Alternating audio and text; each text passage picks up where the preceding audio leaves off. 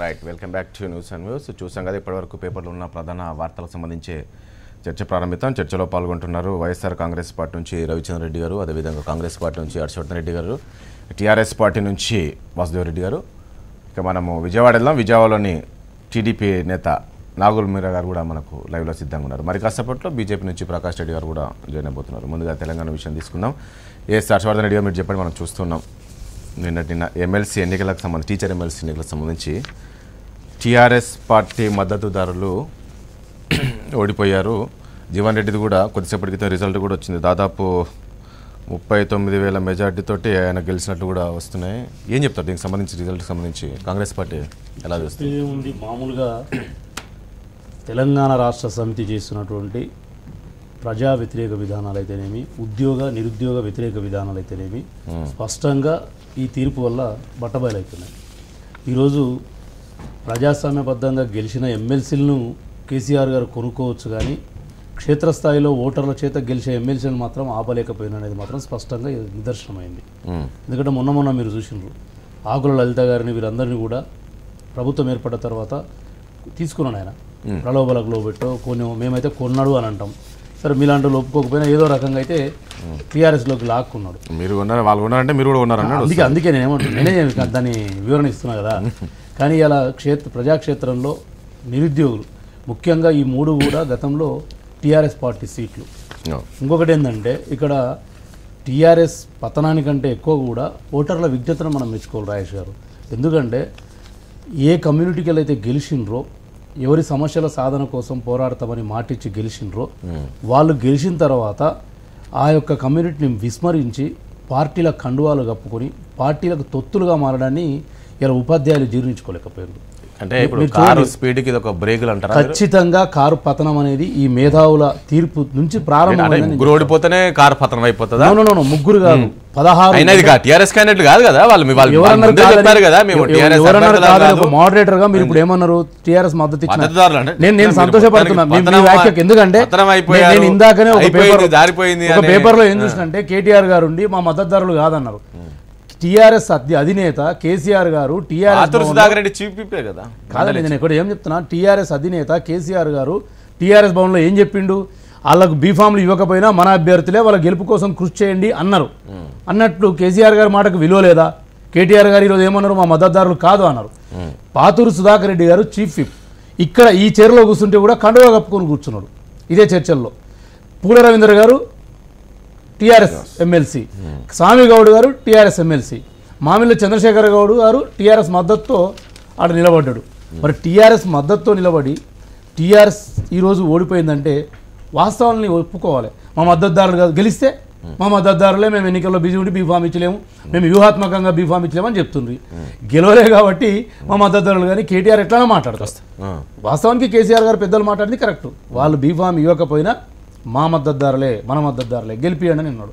ఇవాళ మీరు చూడండి 2013లో టీఆర్ఎస్ ఈ ఎన్నికలకు సంబంధించి కాస్త దూరంగానే ఉన్నట్టుంది నాకు తెలిసి.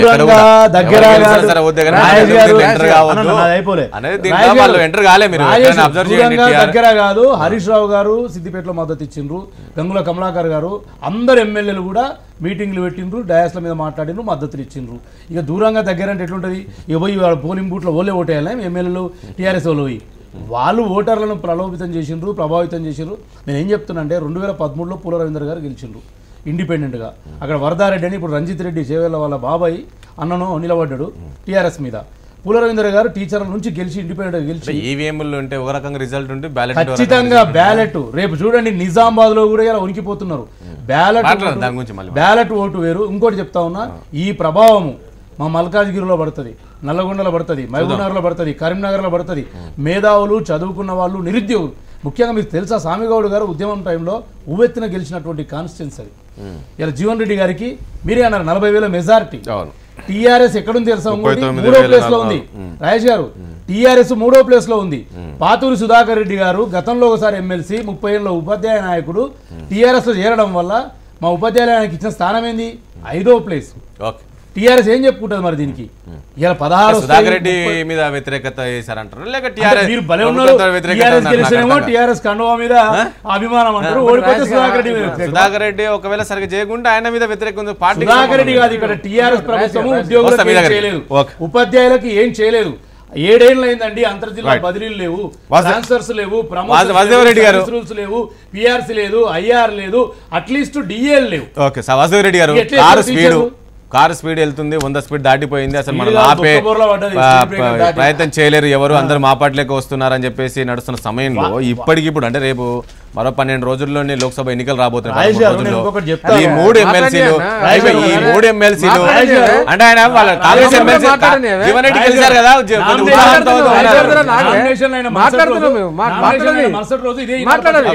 ఇదే ఈనాడు పత్రిక ఏం రాసిందంటే సుధాకర్ రెడ్డి పూల రవీందర్ మామిళ్ళ చంద్రశేఖర్ గౌడ్ టీఆర్ఎస్ మద్దతుదారు అన్నది ఓడిపోతే కనీసం గింత కూడా అంటే విషయం ఏంటంటే ఈ సమయం కారు స్పీడ్ కొంచెం బ్రేకులు పడాయి వీళ్ళు అంటున్నారు కొంచెం ఆలోచించుకోవాల్సిన అంశమే కదా ఇప్పుడు జరిగిన ఎన్నికల్లో నేను వచ్చిన రిజల్ట్ లో మనం 2-3 అంశాలు గమనించాలండి. ఒకటి, జరిగిన ఎన్నికలు పార్టీ గుర్తుకు సంబంధించిన ఎన్నికలు కాదు ఒకటి. రెండవది, ఇవాళ గెలిచిన గ్రాడ్యుయేట్ ఎమ్మెల్సీ కావచ్చు, టీచర్ ఎమ్మెల్సీ కావచ్చు, ఇద్దరు ఇక్కడ ఒక నల్గొండ ఉంది, కరీంనగర్ ఉంది, మొత్తం 3 స్థానాలు. ఈ 3 స్థానాల అభ్యర్థులు కూడా వాళ్ళ వ్యక్తిగత ఇమేజ్ తోటి గెలిచిన సందర్భమే తప్పితే ఏదో పార్టీ వాళ్ళ వెనుక ఒక పార్టీ ఉన్నదని చెప్పి వాళ్ళు పార్టీ మద్దతుదారులా కాదా? 3 అంశాలు చెప్పిన గెలిస్తే మావాడు మీరు ఎట్లా మీరు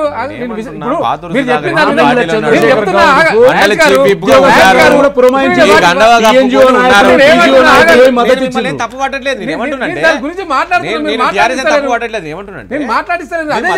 చెప్పారు. 3 అంశాలు అన్నారు, 2 అంశాలు చెప్పిన. ఒకటి, అది పార్టీలకు అతీతంగా జరిగిన ఎన్నికలు ఒకటి. రెండవది, గెలిచిన వ్యక్తిగతంగా గెలిపారా మీరు మాట్లాడదాకా నేను చెప్పినాక మీరు మళ్ళీ మాట్లాడండి. రెండు అంశాలు హర్షవర్ధన్ ఏం చెప్పిండంటే ఆ కేటీఆర్ గారు మా మద్దతుదారులు కాదని చెప్పి ఆ స్టేట్మెంట్ ఇచ్చిండు, పేపర్లలో చూసినామంటే. ముఖ్యమంత్రి గారు అట్లా చెప్తారు, కేటీఆర్ గారు ఇట్లా చెప్తారంటే ఎలా కేటీఆర్ కూడా పెట్టారు. ఆ గులాబీ పార్టీలో చేరిన అన్నారు అంటే ఓడిన అభ్యర్థులు మా అభ్యర్థులు గారు అని చెప్పేసి చెప్పడానికి ఒక సందర్భం ఉన్నది. ఇలా పార్టీ పెద్ద మొత్తంలో ఇనిషియేట్ తీసుకోలేదండి. వాసుదేవ్ రెడ్డి నేనేమంటే మొన్న జరిగిన అసెంబ్లీ ఎన్నికలు జరిగి 3 నెలలు అయింది. 3 నెలలు కూడా అంటే అంతలోనే ఉద్యోగస్తులు కావాలి, కొంత మేధావులు కావచ్చు, వీళ్ళంతా కూడా ఏమైనా ఆలోచన చేశారా? మేధావులు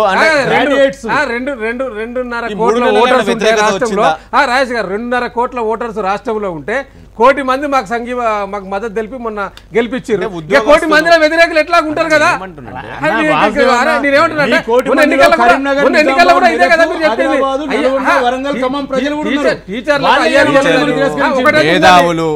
ఒకటి ఉన్నది, టీచర్లని పిఆర్సీ ప్రకటించలేదని ఒకటి ఉంది. అది టీచర్ల ఎన్నికలు కాబట్టి వాళ్ళకి నికాసర టీచర్ నేనేమంటున్నట్టే ఇప్పుడు మీరు టీచర్ ఎమ్మెల్సీల గ్రాడ్యుయేట్ ఎన్నికల్లో టీఆర్ఎస్ మద్దతుదారులు ఓడిపోయారు కాబట్టి ఇక్కడి నుంచి పతనం స్టార్ట్ అయిందని మీరు అనుకుంటే అది మీ అవివేకం. అది మీ అవివేకం. రోజుల్లో జరగబోతున్నాయి. ఆ సమయంలో పార్టీకి ఇబ్బందికరమైన మీరు మాట్లాడండి, సైలెన్స్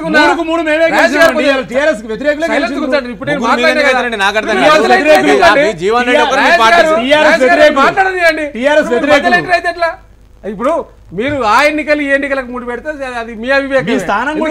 ఈ ఎన్నికలకు రెండో అంశం మేము దాన్ని ప్రెస్టేజియస్ గా తీసుకున్న సందర్భం లేదు.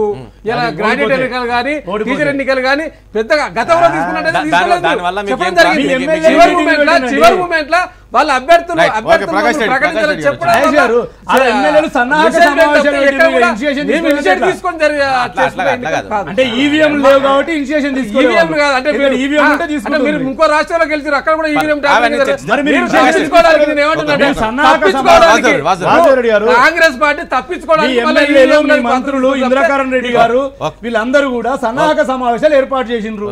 ఎందుకోసం ఏర్పాటు చేసిండ్రు? జయేశ్వర్ రెడ్డి గారు ఓ మంత్రి, కడియం శ్రీహరి గారు మాజీ స్థానికంగా మంత్రి. వాళ్ళు చేసుకున్నారు కానీ ఇక్కడ మరి నాయకుడు ఏం చెప్పలే. ముఖ్యమంత్రి అయితే yes మీరు ఖచ్చితంగా చేయండి, పార్టీ వాళ్ళని విషయం గెలిపించండి తీసుకొని అన్ని ఎక్కడ ఏం ఆదేశాలు ఏం జారీ మీరు చేయలేదు. మాట్లాడుతున్నారు. నాకున్న సమాచారం ముఖ్యమంత్రి చెప్పిండు Right, ప్రకాష్ రెడ్డి గారు, మద్దతుదారులు ఏంటి రిజల్ట్? గెలిపించారు ప్లీజ్ ఒక రండి నిమిషం. ఏంటి ఈ లోక్సభ ఎన్నికల సమయంలోని ఈ రిజల్ట్ ఎట్లా చూస్తారు ఎమ్మెల్సీకి సంబంధించి?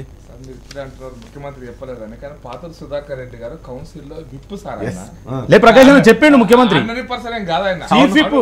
టిఆర్ఎస్ పార్టీ తరఫున చీఫ్ విప్ ఓడిపోయింది అనేది మేము అంటున్నాం. అంటే చీఫ్ విప్ ఓడిపోయిండు, ఇంతకంటే ఎక్కువ వచ్చే స్టేట్మెంట్ అక్కర్లేదు. టిఆర్ఎస్ పార్టీకి చెందిన కౌన్సిల్ లో చీఫ్ విప్ ఓడిపోయిండు అంటే టిఆర్ఎస్ ఓడిపోయింది. ఏ ప్లేస్ అన్నారు ఓడిపోయింది వాస్తవం. మీరు 5వ ప్లేస్ 4వ ప్లేస్ మీకు కొంచెం ఎనర్జీ వచ్చినట్టుంది కాంగ్రెస్ పార్టీ జీవన్ రెడ్డి పూల రవీందర్ గారు ఆయన కూడా జరిగిన ఎన్నికలండి ప్రకాష్ రెడ్డి గారు ఇప్పుడే చెప్పే ఈ మండలిలో చీఫ్ విప్ అనేది గుర్తు కాదు తేడా ఉంటుంది. పార్టీ నిర్ణయానికి వ్యతిరేకంగా పార్టీ గుర్తు ఉండదు కదా. పార్టీ నిర్ణయానికి వ్యతిరేకంగా పోటీ చేశారు. ప్రకాష్ రెడ్డి గారు సస్పెండ్ చేయాలి కదా. ఒక నిమిషం ప్లీజ్. మీ పార్టీ విధానం కాకుండా ప్లీజ్. మేము ఉత్తరప్రదేశ్ సరే గెలిచిన వాళ్ళు ఎక్కడ ఉంటారో చూద్దాం. అది కూడా ఈ మన ప్రజలు కూడా అది ఆలోచిస్తున్నారు.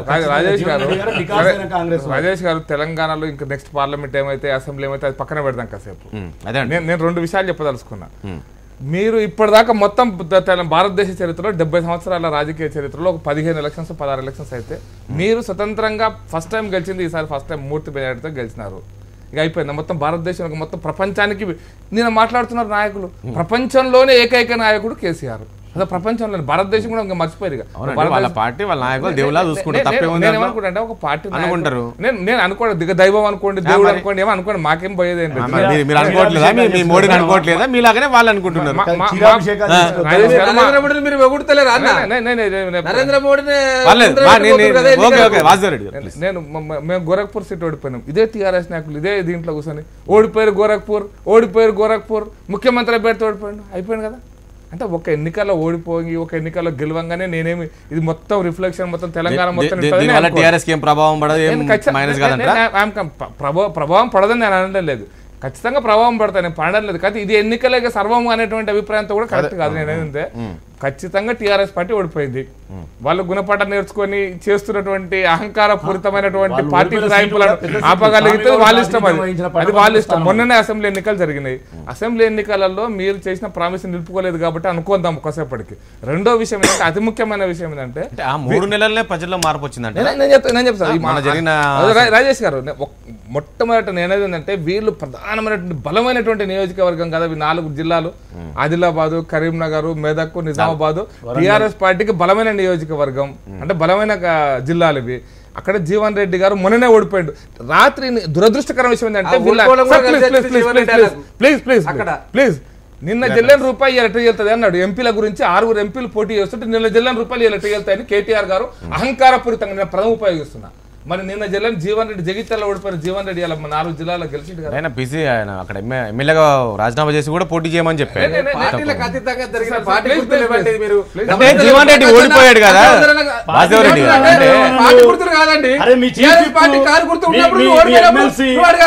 గుర్తు లేకుండా పోటీ చేస్తే క్రమశిక్షణ చర్య ఏం తీసుకున్నారు? పార్టీలో వ్యక్తిగత పార్టీలో సభ్యత్వం ఉంది కదా. ఎంత తప్పుగా ఎన్నికలు జరిగిన వాసుదేవరెడ్డి సుధాకర్ రెడ్డి మీ పార్టీ కాదా? పూల రవీందర్ మీ పార్టీ కాదా? మరి అందరు తీసుకోండి. నాకు అర్థం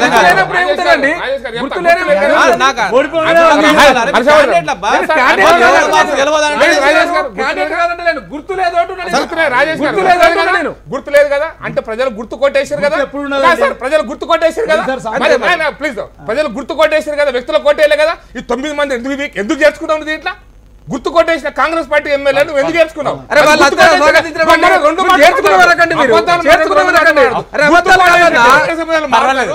గుర్తు కొట్టేసిన కాంగ్రెస్ ఎమ్మెల్యే నువ్వు చేసుకుంటావు, గుర్తుకు రాజీనామా చేసి నీ గుర్తు ఏ పార్టీకైనా గుర్తుకే ఎత్తారు. గుర్తు మీద గెలిపించుకో, నీ గుర్తు మీద గెలిపించుకుంటా రాజీనామా చేస్తా చెప్పారు కదా. గుర్తు మీద చేస్తా చెప్పినా ఎందుకు నేను గుర్తునలే, నేను టీఆర్ఎస్ పార్టీకి ఏమైనా ఒరిగేది ఉందా, ఏమైనా నష్టపోయేది ఉందా అంటే రేపు పార్లమెంట్ ఎన్నికలు ఏమైనా నష్టపోతారా? ప్లీజ్ నేను ఒక్కటే విషయం చెప్పాను సార్.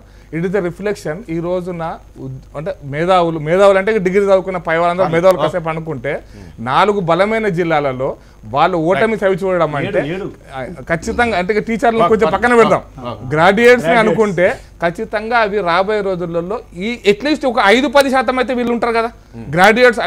నేను మొత్తం 2 కోట్ల మంది 1 కోటి మంది గ్రాడ్యుయేట్స్ అని అనలేదు, వాళ్ళ రిఫ్లెక్షన్స్ అయితే కనపడుతున్నాయి కదా. 2% 3% ఓడిపోయిన 4% ఓడిపోయిన సీట్లు ఒక 5 సీట్లో 10 సీట్లో అంటే మొత్తం 5 పార్లమెంట్లలో 3-2 ఎఫెక్ట్ పడతాయని మేము ఆశిస్తున్నాం. మేమే మొత్తం మేము 16 కారు 16 మేము మాట్లాడతలేము, 4 సీట్లు గెలుస్తాము 5 సీట్లు గెలుస్తాం, మిమ్మల్ని ఓటడం కోసం ప్రయత్నం చేస్తాం అంటున్నాం. అంతుందా వీళ్ళు అంటున్నారు కనీసం రేపు జరిగే ఎన్నికల్లో పార్లమెంట్ ఏదైతే సికింద్రాబాద్ ఉందో ఆ స్థానమైన వస్తువులు బీజేపీకి అని అంటున్నారు. మాకేం రాదని అనుకుందాం. మీకు అందుకోసం ఈ సారు కారు సంగతి అయితే మేము ఖచ్చితంగా మా విశ్వాసం ఏంటంటే నిన్నటి ఎన్నికల ఫలితాల తర్వాత ఈ 16 జుట్టు ఈ జుట్టులు పట్టుకొని మెడల్ వంచుడు జుట్టులు పట్టుకునడం, ఈ భాషలు మెడల్ వంచుడు జుట్టు పట్టుకోవడం ఈ తెలంగాణ ప్రజలు ఒప్పుకోవట్లేదు. నెంబర్ 1. మీరు ఇంకొకటి విషయం చెప్తారు, మీరు ప్రజల దగ్గరికి పోదా అనుకోవాకండి. మీరు నేను ఉద్దేశం ఏంటంటే మీరు 3 నెలల తర్వాత ఏమైందంటే మీకు అందుకోసం చెప్తాను 3 నెలల ఎఫెక్ట్ పడుతుందా అని మీరు అడిగారు కదా. ఢిల్లీలో ఎన్ని రోజుల ఎఫెక్ట్ పడింది సార్? మేము ఎంపీలు గెలిచినాం, అసెంబ్లీ ఓడిపోయినాం కదా. ఎన్ని రోజుల ఎఫెక్ట్ సార్? అది సంవత్సరం ఎఫెక్టా? 3 నెలలుగా జరిగింది పార్లమెంట్ ఎన్నికలు. 4 నెలలు పార్లమెంట్ ఎన్నికలు 7 మేము గెలిచినాక 3 నెలలు 4 నెలలు అసెంబ్లీ తగ్గించారు. ఢిల్లీలో 3 కదా మాకు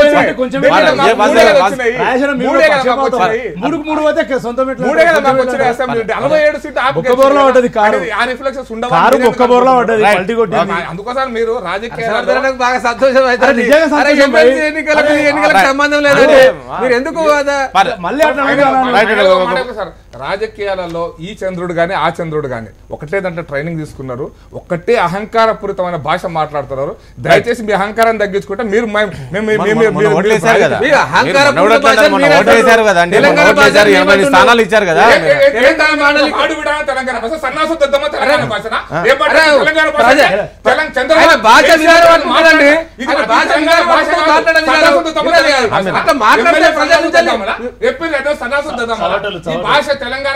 కదండి, ప్రజలు గెలిపించారు కదా, ప్రజలు గెలిపించారా లేదా? తెలంగాణ భాష కేసీఆర్ మాట్లాడే తెలంగాణ భాష ఆయన కుటుంబ భాష, ఆయన నేర్చుకున్న అహంకారపు భాష తప్ప తెలంగాణ భాష ప్రజలు యాక్సెప్ట్ చేశారు కదా. మీకు తెలుసు నాకు తెలుసు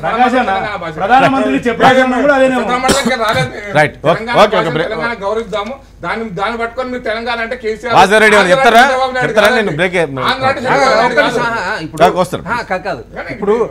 ఇప్పుడు అదేదో ఉన్నది, ఇప్పుడు అది శాస్త్రం నాకు గుర్తలేదు కానీ హర్షవర్ధన్ అనుకున్నాను ప్రకాష్ అన్నకు ఇప్పుడు ఎమ్మెల్సీ ఎన్నికలు గెలవంగానే ఇక మొత్తం ఒకటేసారి ఇట్లా పైకి లేచినట్టు